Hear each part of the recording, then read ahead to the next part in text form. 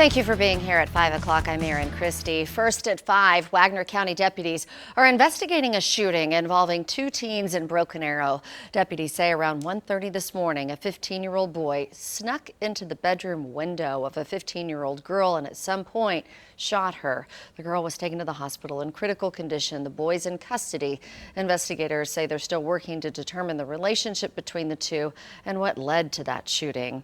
So tonight we are going in depth as we continue our coverage of teens and guns. Today, 2 News Oklahoma's Shea Smith sat down with one mother who lost her son almost 1 year ago and shares her message to other parents. Shea? Erin, Sandra Goff told me September 30th will be 1 year since her son was shot and killed at the Echo Trails apartments. It was a senseless act of gun violence, and still to this day, she and police don't know why it happened. But she says teen gun violence in the area is an issue that must be addressed before another mother loses their child. I can see his picture. I have a picture as I go out and a picture as I come in.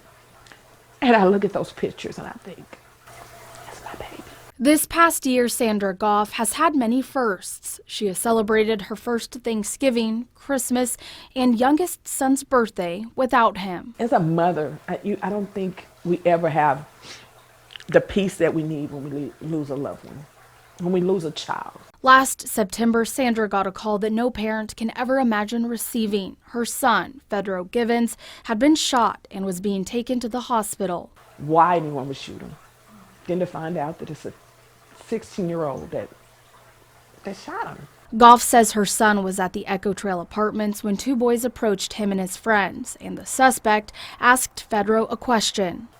And from that response, he was shot. A teenager with his whole life ahead of him, killed by teen gun violence, an issue, Sandra says, that needs to be addressed and stopped. She says it's up to parents and adults in the community to be the first barrier when it comes to teens getting their hands on guns. We as parents, those that have lost children, really need to sit at the table with them and let them know the impact that it has on us when we find out that our children that we're raising to be upstanding children in the community are killed by people who parents know that they're walking around with these guns. Sandra says it could take just one conversation with the teen about gun violence to potentially save a life. She also says losing her son, an innocent teen, is a loss no one can ever truly recover from, but his memory will live on. Death took him away from us.